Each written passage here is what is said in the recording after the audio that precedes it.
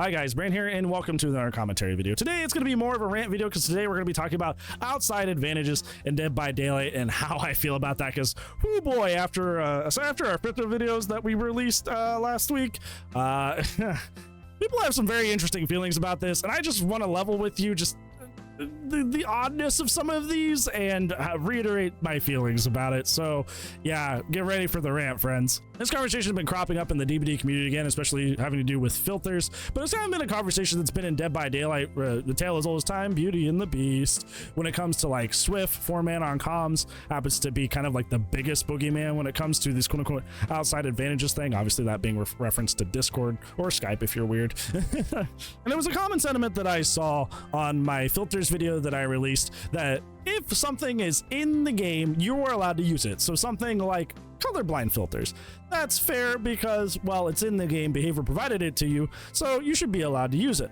However, things outside the game, like NVIDIA, like Reshade, like voice comms, these things are not afforded to you in the game, so ergo they are immediately dictated to be cheating. Now, before I tear you a new one, because that's what's coming, I will give the devil his due, give you some fair credit. I think the time this was actually fairly a good mentality to have was when it came to the stretch res conversation, because the stretch resolution allowed survivors to quite literally see up and over loops that they were not previously able to see over. Unlike what we're about to talk about, where a lot of these things give you advanced ability to do things that you're already capable of doing, the stretch res thing allowed you to see up and over tiles, and that was an ability that you as survivor quite literally did not have. It's not like it was enhancing or improving something that you already had the ability to do, but it was something that you quite literally were unable to do. So something that unlocked a new ability, and a fairly strong one at that, especially if you're playing something like Ghostface where, you know, staring at you is the whole point, that is your whole counterplay. Yeah, it's pretty detrimental. So credit where credit's due, that made sense. I can agree with you on that. Like I said, for the rest of this, the doctrine really boils down to these things really give you the ability to do things that you were already capable of doing in Dead by Daylight, but just helps you do them slightly better and marginally so. I think this is so funny as a conversation to me, to somebody who's played video games basically my entire life, to see that the Dead by Daylight community is so insular when it comes to using things outside the game to improve their gameplay, even if it is to an extremely marginal extent. Because comms, filters, all this stuff, these are things that have been used in gaming for an incredibly long period of time, not even just in multiplayer games. Playing with your friends has been a thing that people have done since the split screen days where you went over to your friend's house and played on the same screen, and when it was split screen. That has been a thing, a tale as old as time, Beauty and the Beast. That is a thing that has been in gaming forever, and as gaming began to evolve, they allowed you to kind of do this online with multiplayer, with the, you know, the advent of internet being put into the console realm and then the PCs, and, you know, like, you have been able to play online with people for quite some time to kind of emulate that, you know, playing at home with your friend thing that you used to do when you were a little kid. Even before they had the ability to, you know, have like, yeah, all my friends on comms and Discord, people would come and bring their PCs over to each other's houses in these things called LAN parties, where people would literally, like I said, people would literally bring their PCs over, all set up in a room together, and they would play a game together. And I think it's just so funny because by account of people that play Dead by Daylight, apparently all those people that would bring PCs over and talk to each other while they're playing the game in the same room, that would be apparently cheating. Playing with your friends in the same room, not even using a third-party thing like Discord, would apparently be cheating because that's outside information that's not afforded to you by the game. How dare the homies want to play the same game together and play in the same room together? That's cheating. You're not allowed to play with your friends because this game, despite being not serious, which is something that I hear all the fucking time, is that this game is not that serious. Why do people need these advantages? You, on the flip side, are being hypocritical because you're like, bro, the game's not that serious, but I want nobody to have any sort of possible advantage over me or else it's absolutely the worst. Like, we're not talking stuff like Stretch Res, where I was saying, where like it literally grants you a new unique ability that you do not have access to. We're talking about moderate improvements to visibility.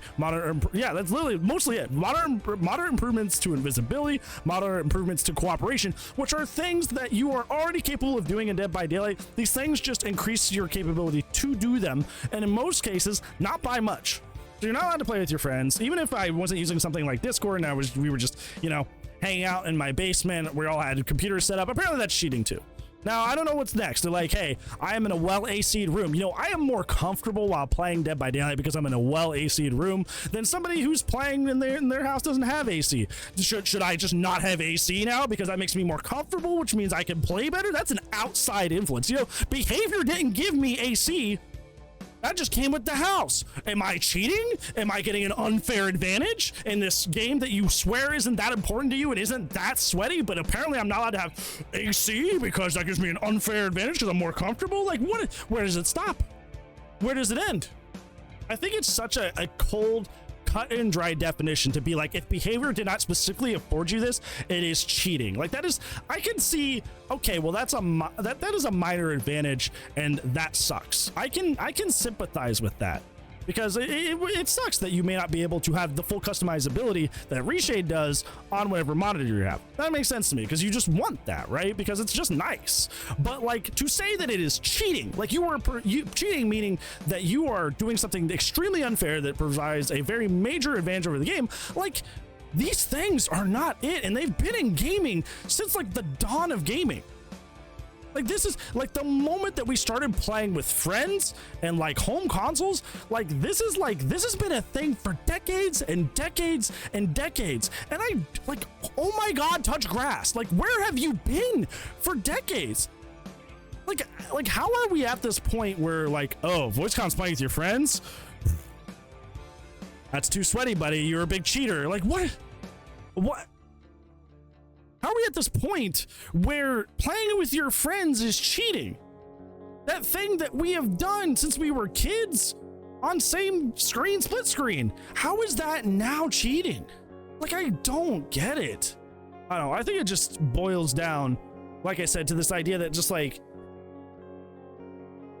I don't get that. Like, the idea is like, we don't want people to have these advantages because the game's not that big of a deal. So we should limit people that want to make it a big deal. But on the same expanse, on the same side of things, on this other side of things, we're also like, hey, even if these advantages are marginal and not really impacting the game that much, we also should take those away because I don't want to have a bad time because it doesn't make sense. Like, if the game's not a big deal, you should be like, well, the game's not a big deal. I don't really try to win, so losing to something like a slight advantage with filters or losing because of an advantage with comms shouldn't mean a lot to you. And here's the deal. Here's the thing. And this is the thing that DBD players absolutely hate to hear. You're not running into 4-man Swifts all the time. And if you are running into 4-man Swifts, a lot of the time they're not trying. A lot of the time it literally is just people playing with their friends and vibing. If you're running into somebody using filters, yeah, most of the time it's just a slight brightness up. It's a slight contrast adjustment. It's not enough to be a true competitive advantage. That gray and red filter that you see everywhere that's kind of become like the boogeyman of the filter conversation, I bet you that you have never ever run into that person. I bet you have never run into a person using that. I bet you have never run into a person using that. You know why? Because most of the people that use that are comp players, and comp players don't like playing in pubs that much. Boring, and it's by different rules, so it really doesn't help them prepare for normal games that they're going to be playing. So no, you're not running into this all the time. And I could get into a whole other tangent about, you know, people propagating that this is fairly common because they don't want to accept responsibility for losing their games. So they just want to be like, oh, well, the 4-man on comms, they were a sweaty Swift on comms. And by the way, I just want to throw this out here as well. How are you checking that they're on comms? If it's a streamer and you can go into their stream and you can see, oh yeah, well, you know, they're in a Discord call together and the Twitch stream is capturing it. Yeah, that makes sense. But even if you can go into somebody's Steam and see that they're all playing together, there's no way that you can guarantee that they're even on comms. There's no way to see that. There's no way to know for sure. I force stack with people all the time. Every Friday, twitch.tv/TheMrHeadache, we do open lobbies where you can play with me. Don't have to be followed, don't have to be subs, just don't be a jerk. We never comm ever on Fridays. And it does not provide us a very force stacking does not provide us a very big advantage. But I feel like so many killers have looked at us and just saw that they were playing together and just kind of like assumed we were a 4-man on comms when that's not the case. It's like the skill-based matchmaking conversation all over again. You can't even prove that these people are on comms, but it's such a boogeyman to you. It's such a boogeyman to you, and you assume it's happening all the time. You're probably not running into 4-man Swifts nearly as much as you think you are. And there's no way to prove it, so how do you know? I don't know, man. I'm kind of just like over the Dead by Daylight community demonizing things that have been normalized in gaming for the longest period of time. DBD players just live in this little bubble, this little terrarium, where the outside world is just this very harsh and negative place that they can never exist in. So they gotta stay inside the terrarium and have every little thing absolutely go their way. And if they don't get what they want, they just start screeching and whining and freaking out. And it's just like, I just don't get it. Comms, playing with your friends and talking over Discord has been a thing in multiplayer gaming since it's been a thing. Filters, adjusting the game to look a little different based on what you like, has been a thing since PC gaming has been a thing. If you don't like it because you're on console, adjust your monitor, see what your monitor settings are. You will be surprised that you can probably do way more on your monitor than you think you can. And if you can't, your monitor might be a little bit old, because there's very many robust monitors out there now. Like I was talking about, Samsung's doing a lot when it comes to color accessibility nowadays. Like, newer monitors do have this in the past 5 years. I don't know, man. It just feels like such a living under a rock thing to complain about. And it feels like people are taking this with the same intensity that the stretch res situation was. And I'm trying to tell you with all my heart and soul that it's just like, it is not even remotely the same thing.